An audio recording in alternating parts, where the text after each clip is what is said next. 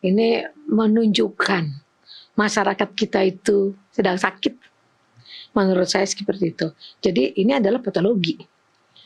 Kenapa? Lalu kalau kita katakan ini penyakit, berarti ada sebabnya. Iya. Nah, di mana sebabnya? Harus kita cari. Kenapa masyarakat sampai ngamuk seperti ini? Kita tanda petik ngamuk ya, kita sebut dia ngamuk. Karena di mana-mana dia menyatakan bahwa pengadilan dialah yang paling benar. Nah, berarti kan ini masyarakat sedang ngamuk, marah. Sakit itu sebenarnya. Karena kenapa? Kita kan negara hukum.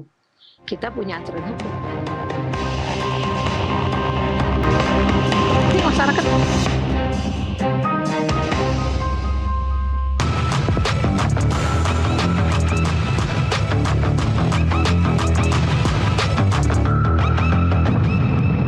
Dalam beberapa pekan terakhir, publik menyaksikan pola yang sama.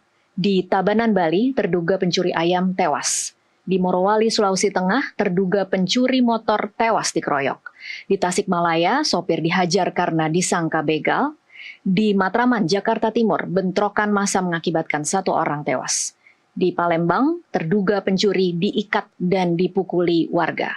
Untuk memahami apa yang terjadi dan mengapa masyarakat seolah merasa berhak untuk menjadi hakim sekaligus eksekutor, kita akan membahasnya bersama Prof. Ci Juliati Hisyam, Guru Besar Sosiologi Kriminologi UNJ. Selamat malam, Prof. Ci. Selamat malam. Terima kasih sudah hadir di Kasih Paham. Prof. Ci, mungkin kita mulai dari mencoba memahami apa yang sebenarnya terjadi di dalam beberapa pekan ini. Mengapa itu rentetan kejadian amukan massa itu bisa terjadi? Apakah ini lebih kepada emosi sesaat atau gejala sosial yang lebih serius? Ya, makasih Mbak. Memang negara kita sedang ramai ya dengan berbagai macam fenomena yang kita lihat akhir-akhir ini. Ini menunjukkan masyarakat kita itu sedang sakit. Menurut saya seperti itu. Jadi ini adalah patologi. Kenapa? Lalu kalau kita katakan ini penyakit, berarti ada sebabnya. Iya. Nah, di mana sebabnya? Harus kita cari. Kenapa masyarakat sampai ngamuk seperti ini? Kita tanda petik ngamuk ya, kita sebut dia ngamuk. Karena di mana-mana dia menyatakan bahwa pengadilan dialah yang paling benar. Nah, berarti kan ini masyarakat sedang ngamuk, marah. Sakit itu sebenarnya. Karena kenapa? Kita kan negara hukum. Kita punya aturan hukum. Tapi masyarakat tidak mau itu. Nah, ini yang harus diselesaikan akar permasalahannya. Oke, kalau dibilang sakit berarti bagian mananya yang sakit, Prof. Ci? Yang sakit itu adalah ekonomi. Akar permasalahannya adalah ekonomi. Oke, jadi kalau kemudian ekonomi kita baik-baik saja, kejadian kemarin itu tidak akan menggerakkan massa menurut Prof. Ci? Insya Allah seperti itu. Oke. Jadi kalau misalnya masyarakat itu kan hanya butuh apa sih? Sandang, pangan, papan. Kalau itu tercukupi, insya Allah tuh nggak akan ada yang namanya kejahatan seperti itu, kecuali yang memang memiliki karakter jahat. Kita katakan jahat itu untuk yang bertentangan dengan undang-undang hukum pidana ya, gitu loh. Kalau kita katakan dia penyimpangan, itu lebih luas lagi, karena penyimpangan itu lebih luas daripada kejahatan. Nah, itu yang punya karakter seperti itu kan tidak banyak sebenarnya. Tetapi kenapa masyarakat sekarang jadi banyak seperti itu? Tadi pemicunya adalah masalah ekonomi. Dia nggak bisa memenuhi segala kebutuhannya tadi. Sandang, pangan, papannya nggak cukup, ngamuk. Kan seperti itu. Oke, lagi-lagi saya masih mau mencoba memahami logika di balik main hakim sendiri ya, Prof. Ci. Karena kemarin itu sempat ada polling, ada survei di salah satu media online yang menanyakan bagaimana sebenarnya kalau publik itu diperbolehkan untuk menangkap pelaku kejahatan. Dan itu hasilnya 70% menyatakan boleh. Tetapi memang semua orang rata-rata kalau diwawancara, TV pun juga melakukan ya Vox Pop begitu dengan masyarakat ketika ditanya, ya memang itu salah, tetapi main hakim sendiri juga salah. Jadi kalau ditanya per individu sebenarnya orang itu tahu bahwa main hakim sendiri itu tidak boleh. Tetapi ketika mereka di dalam satu kelompok massa, Prof, satu orang mungkin berteriak hajar, seolah-olah logika itu tidak ada. Nah, bagaimana mencoba memahami apa yang terjadi ketika seseorang berada di dalam kerumunan kemudian bisa bertindak di luar rem-rem yang sebenarnya seharusnya ada, Prof? Ya gini, dalam melakukan suatu perbuatan kelompok, kalau dia sendiri nggak berani, karena siapapun kalau melakukan kejahatan sendiri nggak berani. Tetapi kalau dia sudah ada dalam satu kelompok, maka pemikirannya kalau kelompok itu tidak akan bisa dikenangi hukum. Ada perasaan bahwa Ada kalau perasaan beramai-ramai seperti itu. saya Iya, tidak kalau akan orang dihukum. beramai nggak bakal kena hukum, gitu loh. Dan dia memiliki suatu motivasi yang sama, menghajar itu pelaku karena rasa pelampiasan emosi. Nah, itu yang dilakukan. Nah, mumpung rame-rame nih, kenal juga enggak di antara kelompok itu? Saya Iya. yakin nggak kenal. Dicuri ayamnya juga mungkin bukan ayam dia begitu ya. Iya, artinya antara orang yang melakukan pemukulan dengan yang lainnya, satu kelompok yang tadi mukulin orang yang mencuri, nggak saling kenal.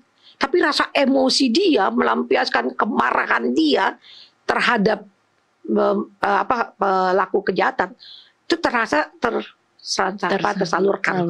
Dan dia merasa ini loh saatnya kemarahan itu ditunjukkan. Dan nggak bakal dihukum, kita kan rame-rame. Nah, itu seperti itu, masyarakat selalu beranggapan seperti itu. Padahal kita negara hukum, mau orang sendiri mau beramai-ramai ya tetap bertentangan dengan hukum, ya kita harus sesuaikan dengan hukum yang berlaku. Oke, jadi logikanya ini logika normal ketika individu ditanyai apakah boleh atau tidak boleh, kemudian dijawab oh tidak boleh main hakim sendiri, itu ketika di dalam kelompok itu kemudian matikah logika itu, atau muncul logika baru bahwa kita harus sama-sama menghukum pelaku ini? Yang mana yang terjadi, Prof? Ya, kalau kita katakan logikanya saat dia sendiri, kan tadi saya bilang kalau dia melakukan sendiri itu dia takut. Oke. Gitu loh. Jadi ketika dia rame-rame, ya dia berani.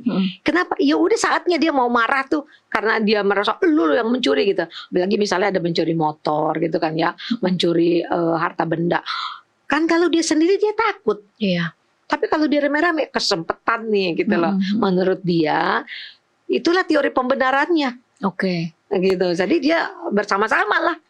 Dan Prof tadi mengatakan bahwa masyarakat tuh butuh pelampiasan. Jadi berarti memang ada emosi yang butuh penyaluran ya, Prof? Iya, karena selama ini kan tertahan. Misal tertahan gini, kita kan negara kita berdasarkan hukum. Segala sesuatu harus diselesaikan berdasarkan hukum, ya kan? Nah, tapi ketika dia merasa bahwa dia tertekan, kemudian kemarin ada suatu peristiwa yang mengatakan bahwa begal itu juga manusia. Ya, yang namanya begal itu pekerjaan, itu masyarakat dendam loh. Marah dia, kenapa? Loh, udah tahu bertentangan dengan hukum, menyalahi aturan hukum, kok dibela oleh yang tanda petik oknum tersebut. Nah, inilah dia menunjukkan, ini loh gue sekarang. Nah, marahnya itu jadi seperti itu. Kalau menurut saya masih ada keterkaitan antara pernyataan yang pernah diungkapkan oleh seseorang tadi dengan masyarakat yang menanggapinya. Sehingga inilah implementasi yang dilakukan. Oke. Kemudian kalau melihat setelah kejadian ya, Prof, kemudian kita melihat profil dari orang-orang yang tewas ini. Saya ingin sedikit mencermati bagaimana masa seperti seolah-olah kehilangan label dari tiap individu. Orang-orang ini kan sebenarnya bagian dari masyarakat juga ya, Prof. Kalau kita kemudian lihat si pencuri ayam, terduga pencuri ayam itu adalah seorang ayah, seorang suami, kemudian ada juga seorang supir yang ternyata bukan begal. Apa yang terjadi ketika orang itu di dalam kerumunan mungkin menangkapkan sesuatu hal ya, tetapi menghabisi sampai kemudian mematikan, bagaimana rasa itu bisa hilang, Prof, ketika berada di dalam satu kemarahan kolektif, kemudian menyasarnya di dalam satu orang yang sebenarnya orang itu adalah anggota dari masyarakat sendiri. Bukan sasaran kemarahan mereka seharusnya. Iya. Kalau kita lihat memang kalau dari individu ya, itu seorang ayah, seorang suami yang pasti kalau dia misalnya tewas akan meninggalkan anak yang masih kecil apa udah dewasa, meninggal istri mungkin seperti itu kan. Itu adalah rentetan dari permasalahan yang ada. Tetapi pada masyarakat yang saat ini sedang marah, itu nggak pernah kepikir. Ya. Yang dia pikir itu hanya ini loh. Saatnya saya menunjukkan bahwa masyarakat itu bisa marah. Jadi yang namanya latar belakang yang dipersangkakan tadi, apa dia maling atau segala macam, ya nggak pernah diperhitungkan oleh masyarakat yang marah dan emosi. Yang namanya orang emosi kan lupa segalanya. Itu yang terjadi saat ini. Oke. Prof, ada juga satu pernyataan yang menurut saya cukup menarik. Ini dikatakan oleh sosiolog Universitas Gadjah Mada, Andreas Budi Widyanta, yang mengatakan bahwa aksi main hakim sendiri itu adalah gejala struktural yang lahir dari krisis hukum, ketimpangan ekonomi, dan pudarnya kepercayaan masyarakat terhadap institusi negara. Bahkan dia menyebut masyarakat itu sebenarnya hanya memantulkan apa yang selama ini mereka lihat dari praktek kekuasaan. Prof setuju tidak dengan pernyataan ini? Sangat setuju. Itulah memang benar seperti yang dikatakan tadi. Inilah kemarahannya masyarakat gitu loh. Dia bagaimana caranya mau melampiaskan kemarahannya? Kalau sendiri kan nggak mungkin gitu loh. Tapi kalau dia beramai-ramai, nah itu tadi. Maka dilakukanlah seperti itu. Oleh karena itu, tolonglah gitu loh. Lakukanlah sesuatu yang baik untuk masyarakat. Iya. Karena apa yang dilakukan oleh mereka akan dituruti oleh masyarakat luas dimanapun. Gitu loh. Jangan kita mengatakan orang luar negeri enggak loh. Kalau orang Indonesia kan di luar negeri, ya niru dia. Gitu loh. Karena apa? Ya itu tadi betul cerminannya. Jadi janganlah gitu loh mempertontonkan gitu hal-hal yang bertentangan dengan hukum di depan masyarakat seperti ini. Iya. Apalagi sekarang media kan harus transparan. Apapun yang dilakukan pasti akan segera sampai. Mereka lihat dengan mudah, walaupun mungkin tidak sering nonton TV, tapi mereka lihat itu media massa, ya kan media sosial yang selalu memberitakan segala macam hal. Nah, itu yang membuat masyarakat jadi terpancing emosinya. Iya.